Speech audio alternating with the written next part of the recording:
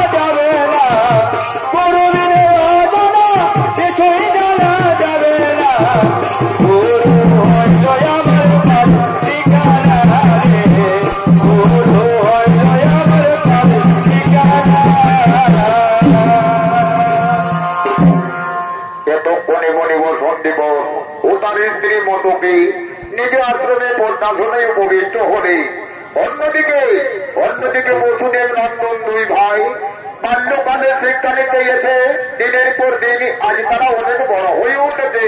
তাই তো মনের আনন্দে কৃষ্ণ বলরাম গুরুগৃহে বিচরণ করে বেড়াচ্ছে।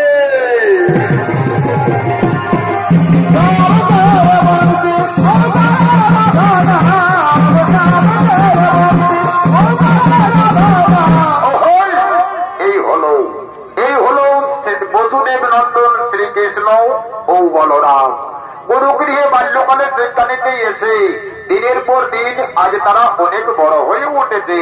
তাই তো মনের আনন্দে গুরুদেবের আশ্রম প্রাঙ্গণে বিচরণ করছে। আর এতক্ষণে কৃষ্ণ ও বলরামের অভিনয়ে নৃত্য পরিবেশনা করে দেখাচ্ছেন দুই তরুণ নৃত্যশিল্পী মোহিত সিং সর্দার ও রাহুল চন্দ্র বাউরি।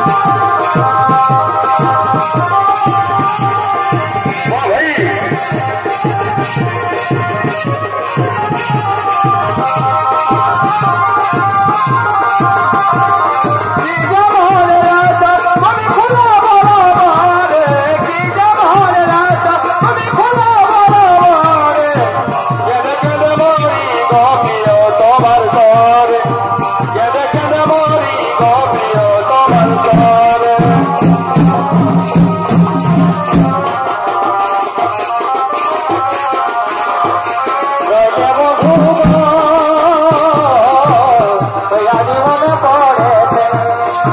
ছাড়ে দিলে আমার গোনা বলকে মানা করেছে ছাড়ে দিলে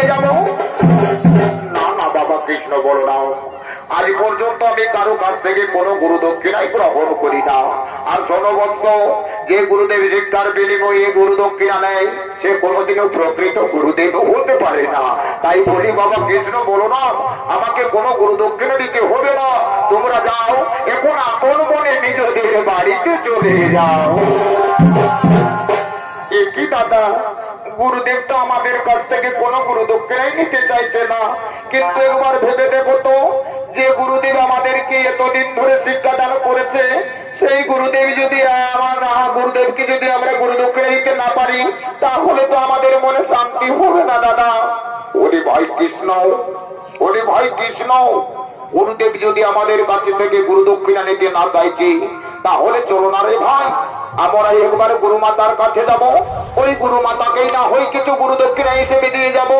ঠিক বলেছো দাদা, তুমি উচিত কথা বলেছো। তবে তাই চলো আমরা এখন ওই গুরু মাতার কাছেই ছুটে যাই।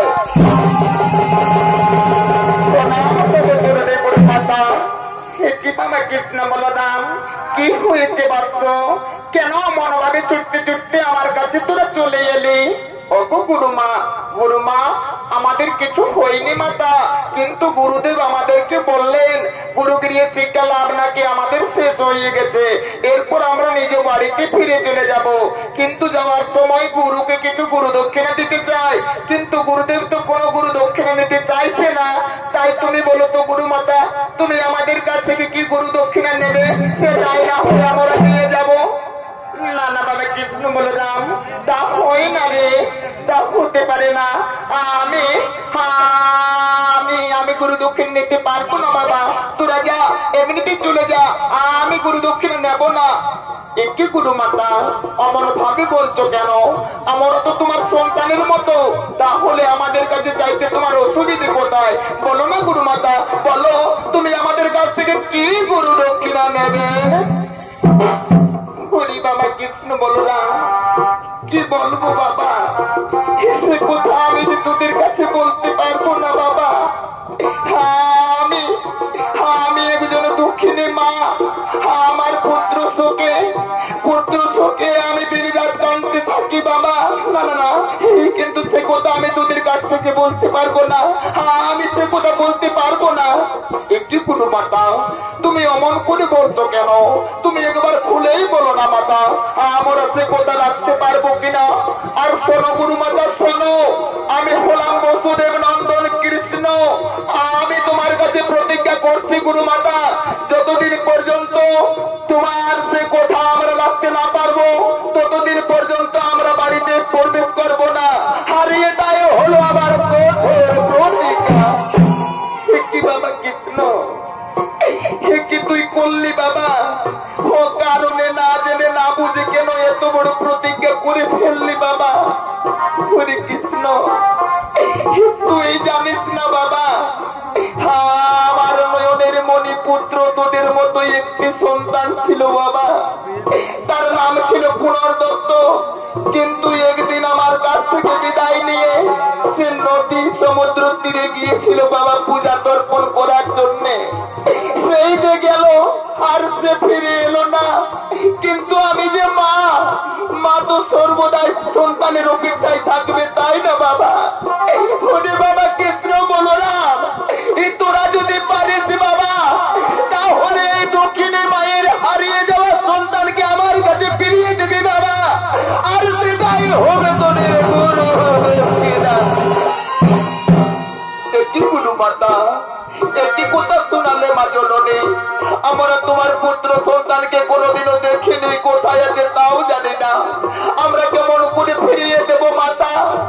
আমরা কেমন করে ফিরিয়ে দেব? বাবা কৃষ্ণ, জানি রে বাবা, সে অসম্ভব কোনোদিনও সম্ভব হতে পারে না। তাই বলছি যা বাবা, তোদেরকে কোনো দক্ষিণা আমাকে দিতে হবে না। ঠিক আছে গুরু মাতা, আমরা চলেই যাব, কিন্তু আমাদের বাড়িতে নয় মাতা।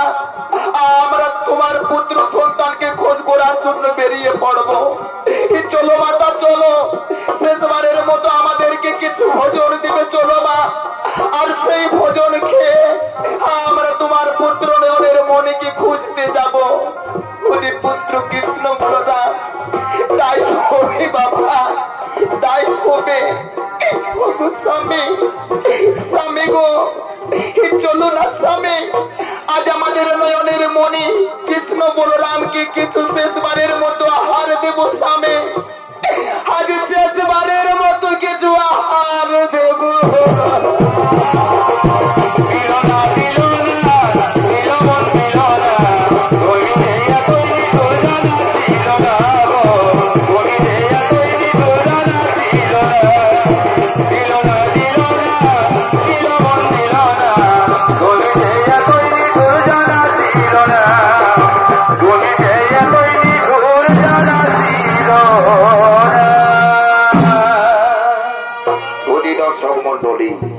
এতক্ষণে আপনারা দেখলেন শ্রীকৃষ্ণ বলরাম গুরুকে পুনর্দত্তকে খোঁজ করার জন্য, আর অন্যদিকে মায়াবী রাক্ষস পঞ্চজন্য আজ সমুদ্র তরুদেশে আগমন করছে।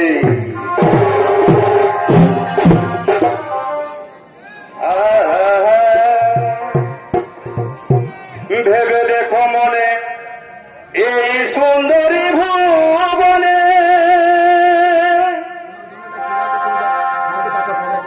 ওই আপন আপন করে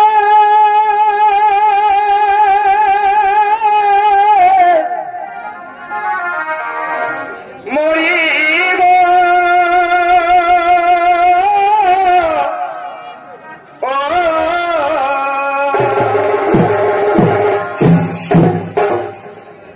আজ চলে গেছে যারা ফিরে আসিবে কি তারা, আজ চলে গেছে যারা ফিরে আসিবে কি তারা, অতবু আপন ভাবে শান্তি পাই গো, গলা বচায়ে মানব দেহ আমাদের আঠানাও নাই দামে, গলা বচায়ে মানব দেহ আমাদের আঠানাও নাই দামে, গলা পচায়ে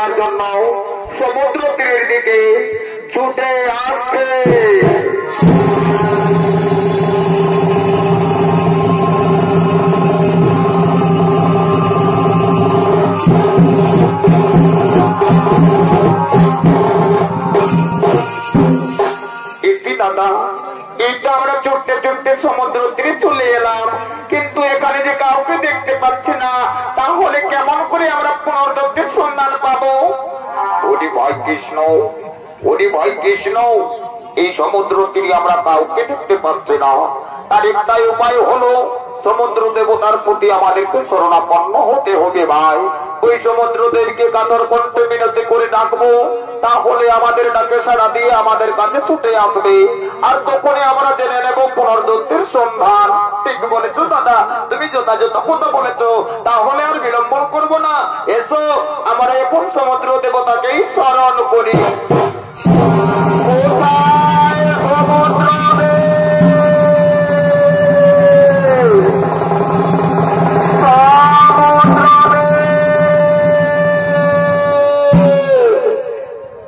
দাদা, আমরা তোমার করে সমুদ্র দেবতাকে স্মরণ করলাম, কিন্তু আমাদের ডাকে সে সাড়া দিল না, তাহলে এখন কি হবে দাদা?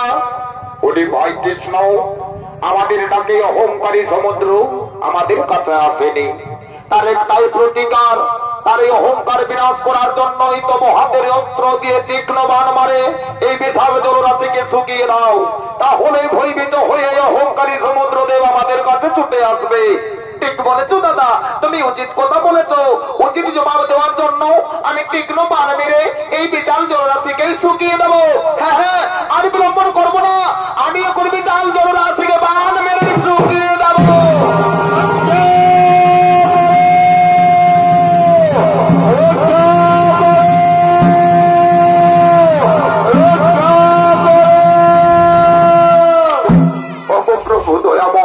আমার ভুল হয়ে গেছে প্রভু, আপনারা মনে ক্ষমা করে দেন, নইলে সৃষ্টি বিনষ্ট হয়ে যাবে ভগবান, আপনারা আমাকে ক্ষমা করে দেন। ঠিক আছে সমুদ্রদেব, আমরা ক্ষমায় করে দেব, কিন্তু তার আগে বলতো তুমি তুমি সমুদ্র হয়ে পুনর্দত্তকে কোথায় লুকিয়ে রেখেছো? তুমি তাড়াতাড়ি তাকে আমাদের কাছে ফিরিয়ে দাও। কি বলছেন প্রভু? আমি গুরুপুত্র পুনর্দত্তকে লুকিয়ে রাখিনি, আমি কেমন করে তাকে ফিরিয়ে দেব? সে কি বলছো সমুদ্রদেব? একদিন পুনর্দত্ত তার মায়ের কাছ থেকে বিদায় নিয়ে পূজা তর্পণ করার জন্য এই সমুদ্র তীরে ছুটে এসেছিল, কিন্তু আর সে ফিরে যায়নি। তাই বলতো সমুদ্রদেব, তুমি তাকে কোথায় মায়া বসে লুকিয়ে রেখেছো? তুমি তাড়াতাড়ি তাকে আমাদের কাছে ফিরিয়ে দাও। না না না না না প্রভু, আপনাদের কোথাও ভুল হচ্ছে প্রভু, আমি তাকে লুকিয়ে রাখিনি। তবে হ্যাঁ, আমার বিশাল জলরাশির তলদেশে এক মায়াবী রাক্ষস পঞ্চজন্য বসবাস করে, সে মাঝে মধ্যে মায়াবী রূপ ধারণ করে সমুদ্র তীরে ছুটে এসে পূজা তর্পণরত মনি ঋষিদেরকে খেয়ে থাকে প্রভু। আমার মনে হয় ওই মায়াবী রাক্ষসই তাকে খেয়ে ফেলেছে। তাই আপনারা কৃপা করে একবার সমুদ্র তলদেশে যান, সেই মায়াবী রাক্ষসের আলোয় গেলে নিশ্চয়ই তার সন্ধান পেতে পারেন প্রভু। ঠিক বলেছো সমুদ্রদেব, তুমি আমাদেরকে পথ অনুসরণ করে দিয়ে খুবই ভালো করেছো। আমরা এখন তাকে খোঁজ করার জন্য ওই সমুদ্র তলদেশেই যাব। ও দাদা দাদা, আর বিলম্বন করবো না, চলো আমরা তাড়াতাড়ি সমুদ্র তলদেশে ছুটে যাই।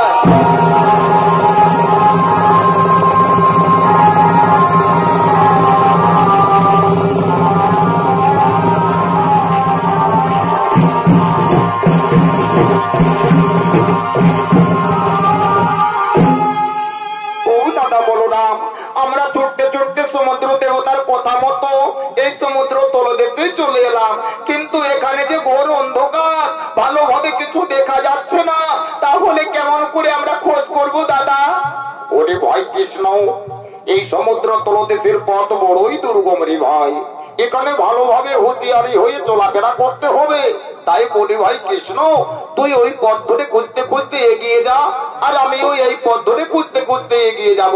নিশ্চয়ই আমাদের চোখে পড়বে সে মায়াবী আলো, রাক্ষসের আলোয়। ঠিক আছে দাদা, তাই হবে। কিন্তু দেখো দাদা, আমার বড় ভয় ভয় করছে, যদি কোনো বিপদ হয় তাড়াতাড়ি তুমি ছুটে এসো।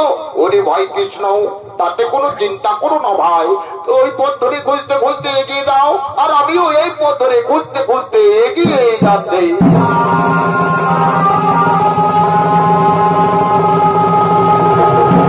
বাবা, এদিকে তো কোনো দেখা যাচ্ছে না, তাহলে এবার ওই দিকে গিয়ে দেখি তো। না না না না না না না, এদিকে কোনো দেখা যাচ্ছে না, তাহলে এবার ওই দিকে গিয়ে দেখি তো।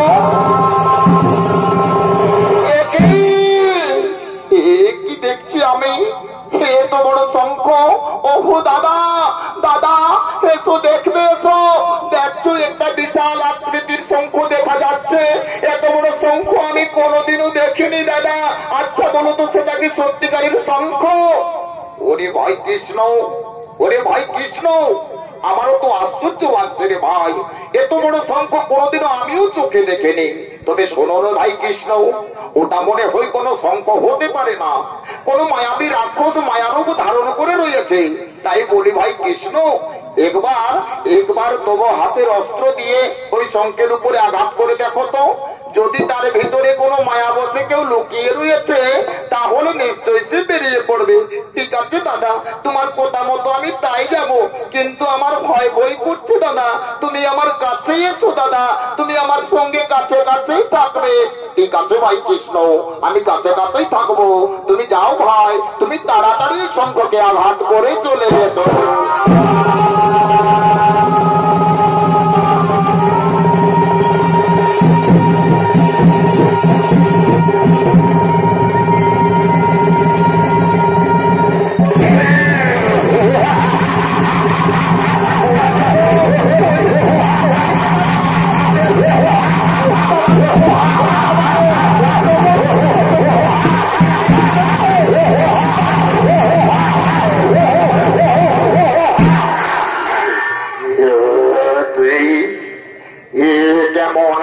মানুষের গন্ধ মারানা ভারতে প্রবেশ করছে, তাহলে কি কোনো মানুষ এসেছে আমার গৃহের সামনে? হ্যাঁ, আমাকে দেখতে হবে এই মানুষের গন্ধ কোন দিক থেকে ভেসে আসছে। আমাকে দেখতে হবে, আমাকে দেখতে হবে কোন দিক থেকে মানুষের গন্ধ। কি দেখছি আমি? অপূর্ব দুই সুন্দর বালক আমার ঘরের সামনে। যে খাদ্য খাওয়ার জন্য আমি মায়াবী রূপ ধারণ করে ওই সমুদ্র তীরে ছুটে যাই, আজ সেই মনের মতো খাদ্য আমার চোখের সামনে।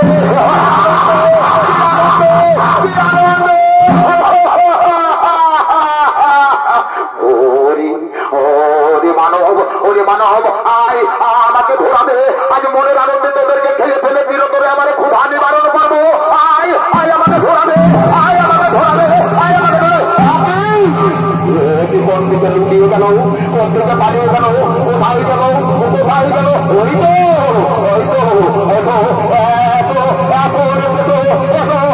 আমাকে ঘোরাবে, আমাকে ঘোরাবে, আমাকে ঘোরাবে। আজ মনের আনন্দে পাবো।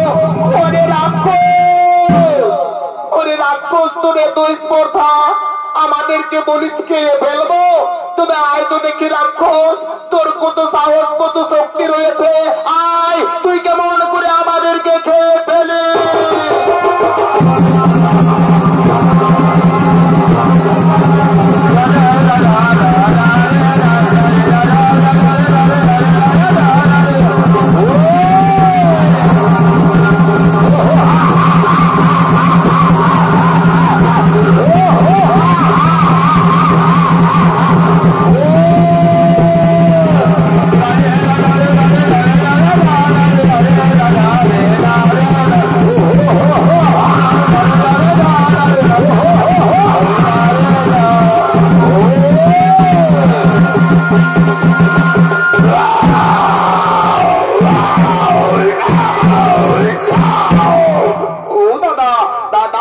দেখলে আমি কেমন ভাবে মায়াবী রাক্ষসকে মেরে ফেললাম। এরপর তুমি যাও তো দাদা, ওই মায়াবী রাক্ষসের পেট চিরে দেখো তার পেটের মধ্যে কোনো মণিপুতের অস্থি পাওয়া যায় কিনা। ঠিক আছে ভাই কৃষ্ণ, আমি তাই যাচ্ছি ভাই, আমি তাই যাচ্ছি, আমি তাই যাচ্ছি।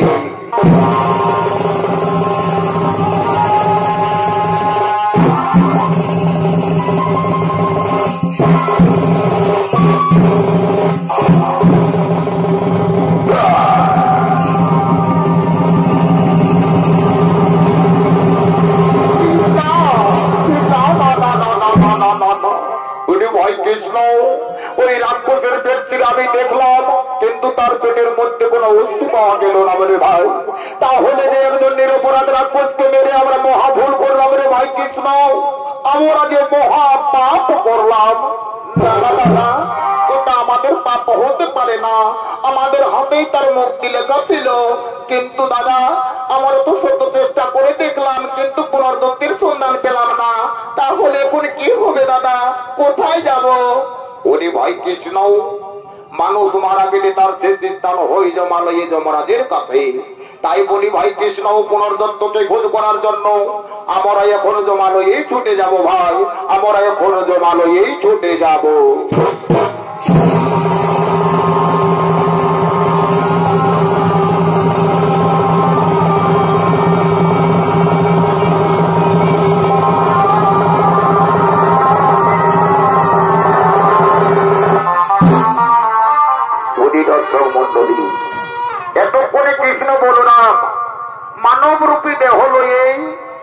নদীর পথে ছুটে চলেছে। আর অন্যদিকে যমরাজ তার মন্ত্রী সেনাপতিদের শোনে মনের আনন্দে নৃত্য করছে।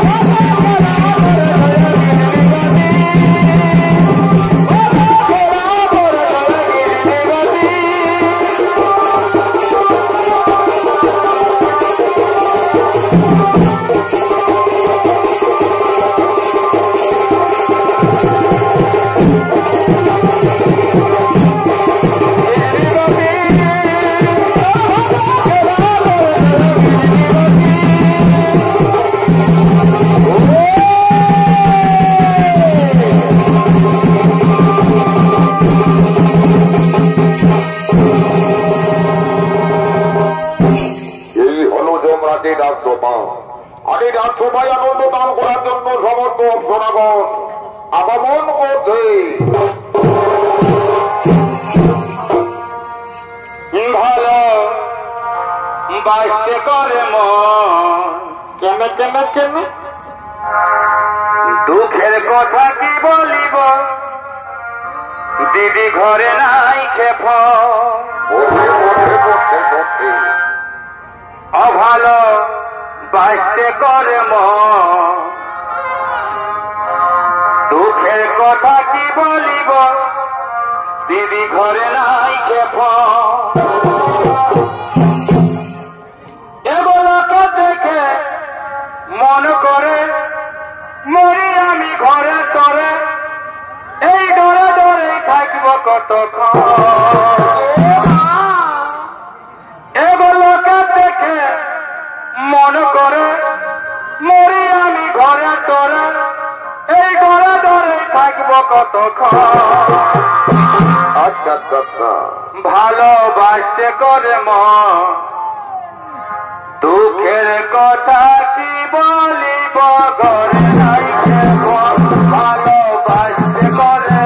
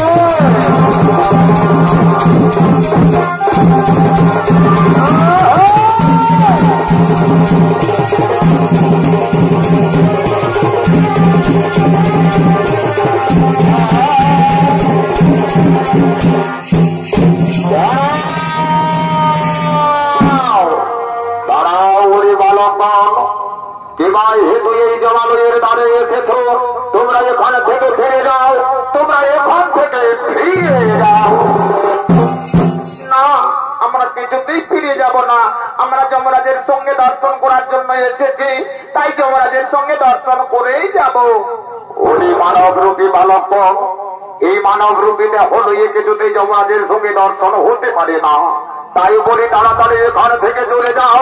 তোমরা তাড়াতাড়ি এখান থেকে চলে যাও। না, বলছি তো আমরা ফিরে যাব না। যমরাজের সঙ্গে দর্শন না করে আমরা কিছুতেই যাব না। আমরা এখন রাজন্তপুরে যাব, আমাদেরকে কেউ বাধা দিতে পারবে না। এই তো আমরা এখন রাজন্তপুরে চলে যাব। ওরে মানব রূপী বালক, আমাদের বাধা সত্ত্বেও রাজন্তপুরে প্রবেশ করার চেষ্টা করছো। এতই শক্তি, এতই স্পর্ধা তোমাদের।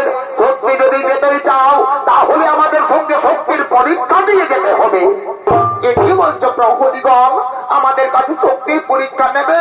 তোমরা আমাদেরকে জানো না, আমরা বিশাল শক্তিধর। আজ শক্তির পরীক্ষা দিয়ে তার পরিচয় দেব। এসো এসো প্রহরীগণ, এসো, আজ শক্তির পরীক্ষায় দেব।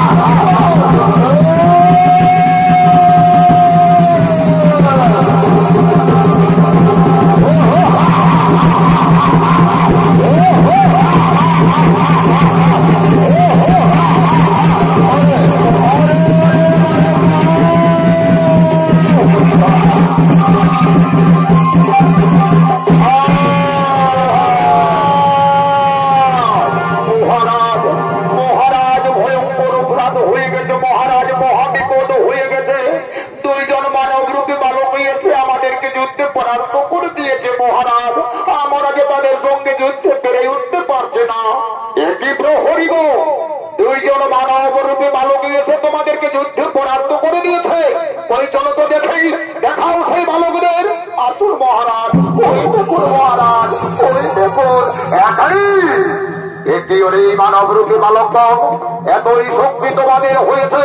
আমার জমালয়ের দ্বারে এসে আমার প্রহরীদেরকে নাকি তোমরা যুদ্ধে পরাস্ত করে দিয়েছ।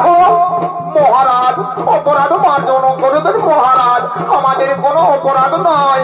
আমরা আপনার সঙ্গে দর্শন করতে এসেছিলাম, কিন্তু আপনার প্রহরীগণ আমাদের সঙ্গে অপব্যবহার করেছে, তাই তো আমরা উচিত শাস্তি দিয়েছি। ভুল করেছ রে মূর্খ বালক, ভুল করেছ তোমরা। আমার প্রহরীদেরকে যুদ্ধে পরাস্ত করে দিয়ে আমাকে অপমান করেছ। এই অপমানের পূর্ণ জবাব দেওয়ার জন্যই আমিও তোমাদের সঙ্গে যুদ্ধ করে তার শাস্তি দিতে চাই। কি বলছেন মহারাজ, কি কথা বলছেন আপনি?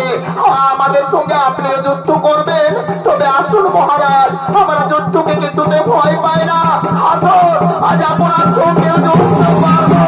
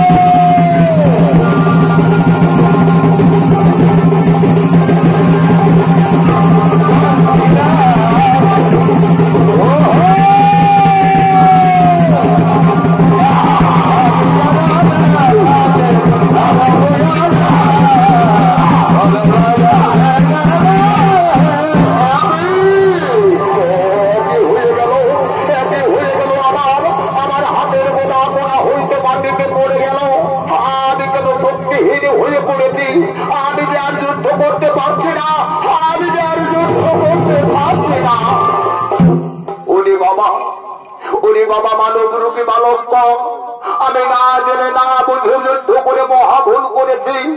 কিন্তু তোমরা কে, কিবা তোমাদের পরিচয় বৎস? মহারাজ, আপনি অহংকার বুঝে আমাদেরকে চিনতে পারেননি। তাই যদি চিনতে চান তাহলে ভালোভাবে একবার নয়ন মেলে দেখুন, তাহলে চিনতে পারবে আমরা কে, আমরা কারা, কিবা আমাদের পরিচয়।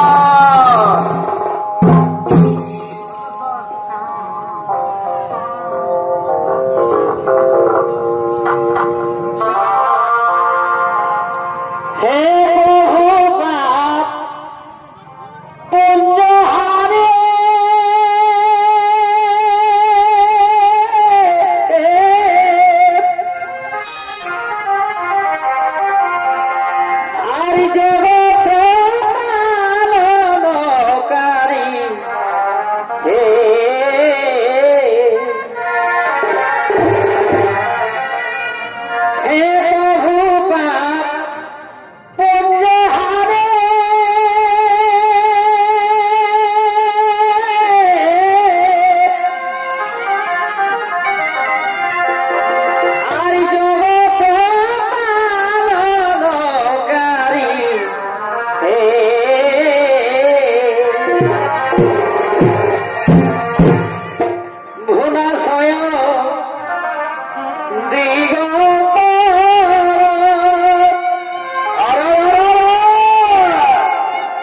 ভাই গুণা স্বয়ং দিগম্বর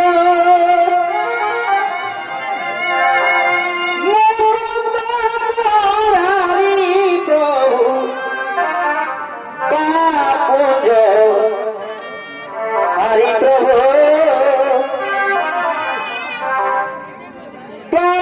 পুঞ্জ হরি এ ভাই গুণা স্বয়ং দিগম্বর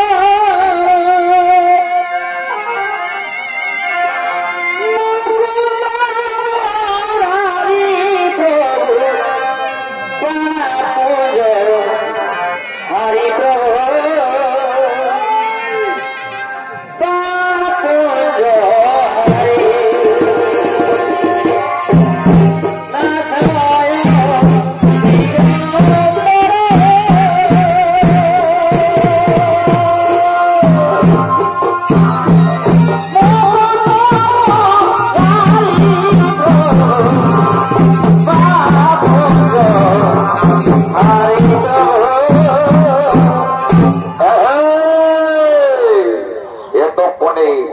এতক্ষণে জগৎ কল্যাণকারী প্রভু শ্রী নারায়ণ শ্রীকৃষ্ণ বাল্যরূপ পরিবর্তন করে পূর্ণরূপে আবির্ভূত হলেন জমালয়ে যমরাজকে দর্শন দেওয়ার জন্য। আর এই শ্রীকৃষ্ণ নারায়ণের এই অভিনয় চরিত্র পরিবেশনা করে দেখাবেন পানিপাতর রুখামাটি ছৌ একাডেমির শিক্ষাদাতা ছৌ প্রশিক্ষক ওস্তাদ বৃন্দাবন মাহাতো।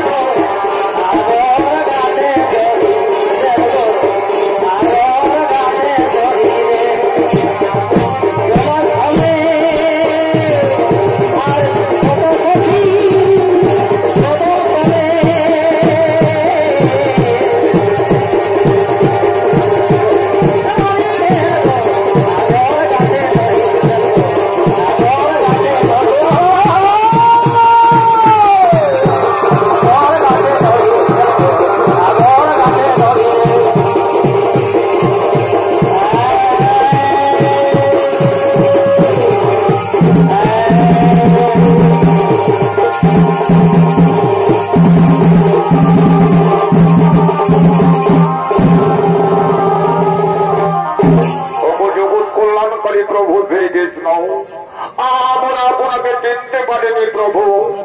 আপনি আমাদেরকে পূর্ণরূপে দর্শন দিয়ে আমাদের জীবনকে ধন্য করে দিয়েছেন প্রভু। কিন্তু বলুন ভগবান, কিবা কারণে আমার এই জমালয়ে আগমন করেছেন? যমরাজ, আমি যে মহাপ্রতিজ্ঞাবদ্ধ, আমি আমার গুরু মাতা এবং গুরু পিতাকে কথা দিয়েছি তাদের হারিয়ে যাওয়া পুত্র পুনর্দত্তকে ফিরিয়ে দেব বলে, তাই তো খোঁজ করতে করতে এই জমালয়ে এসেছে। ওহো যমরাজ, তাড়াতাড়ি পুনর্দত্তকে আমাদের কাছে ফিরিয়ে দাও। কি বলছেন প্রভু? প্রকৃতির নিয়ম বিনষ্ট করে আমি কেমন করে তাকে ফিরিয়ে দেব? না না প্রভু, না, এই হতে পারে না, আমি তাকে ফিরিয়ে দিতে পারবো না। কি বলছো যমরাজ? আমি যে জগৎ শ্রেষ্ঠ শ্রী হরি বিষ্ণু, আমি যা চাই তাই হবে, তার আর বিলম্বন করো না। আমাকে প্রতিজ্ঞা থেকে মুক্তি হওয়ার জন্য তাড়াতাড়ি পুনর্দত্তেরই আত্মা আমাকে অর্পণ করে দাও। ঠিক আছে প্রভু, যেমন আপনার ইচ্ছা প্রভু, আমি এক্ষুনি পুনর্দত্তেরই আত্মা আপনার হাতেই তুলে দেব।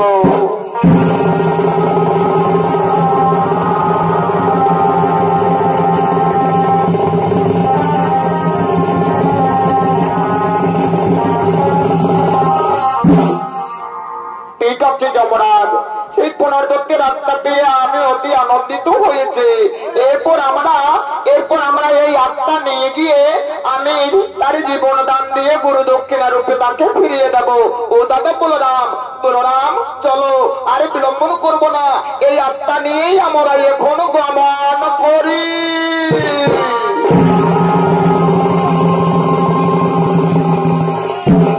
দর্শক মন্ডলী, জমালয়ে এসে শ্রীকৃষ্ণ যমরাজের কাছে পুনর্দত্তের আত্মা সংগ্রহ করে চলে গেলেন। তাই এখন যমরাজ মনের আনন্দে হরি গুণগান করতে করতে নিজা